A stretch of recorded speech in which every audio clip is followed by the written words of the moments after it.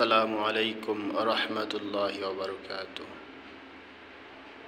প্রিয় দিনী ভাই ও বোনেরা, আজকে আমরা জানব যে ফজরের নামাজ পড়ার পর আর কোনো নামাজ চলে কিনা।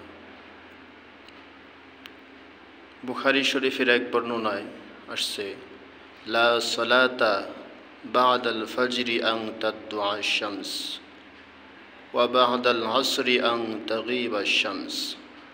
অর্থাৎ ফজরের নামাজ আদায় করার পর সূর্য ওঠা পর্যন্ত আর কোনো নামাজ চলে না, আর কোনো নামাজ পড়া যাবে না। এবং আসরের নামাজ পড়ার পর মাগরিবের নামাজ পর্যন্ত আর কোনো নামাজ পড়া চলে না। এজন্য যারা ফজরের নামাজ জামাতের সাথে পড়তে গিয়ে সুন্নত ছুটিয়ে ফেলেন বা সুন্নত পড়তে পারেন না, তারা ফজরের নামাজ পড়ার পর আবার সুন্নত পড়া শুরু করেন, এমন ভুল আর করবেন না। কারণ ফজরের নামাজের পরই আপনি ফজরের সুন্নত পড়তে পারবেন না, এটা নিষেধ। বুখারী শরীফের রওয়ায়াত অনুযায়ী এটা নিষেধ।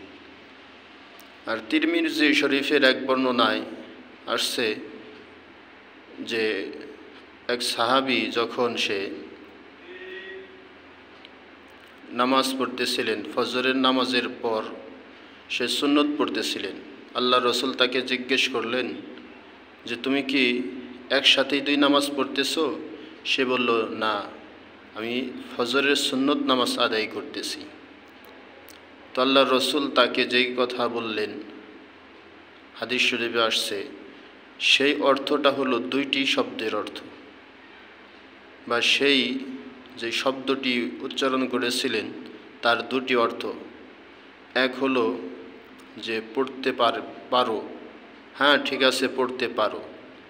দ্বিতীয় যে না, এটা কখনোই সম্ভব না, এটা পড়া যাবে না। একটা হলো পড়তে পারবে আর একটি পড়তে পারবে না। তাহলে এখানে একটা শব্দের দুইটি অর্থ হয়ে গেল। এখন আমরা যদি এই হাদিসটার উপর আমল করতে যাই, দেখা গেছে দুইটা গ্রুপ হয়ে যায়।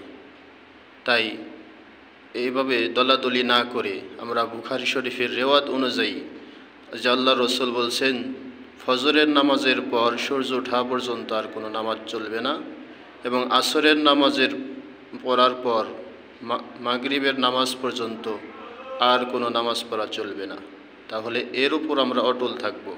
তাহলেই একটি গ্রুপ আমরা হতে পারবো, বা একই দল আমরা থাকতে পারবো। এজন্য আমরা এই বিষয়টি খেয়াল করে আমল করার চেষ্টা করব ইনশাআল্লাহ।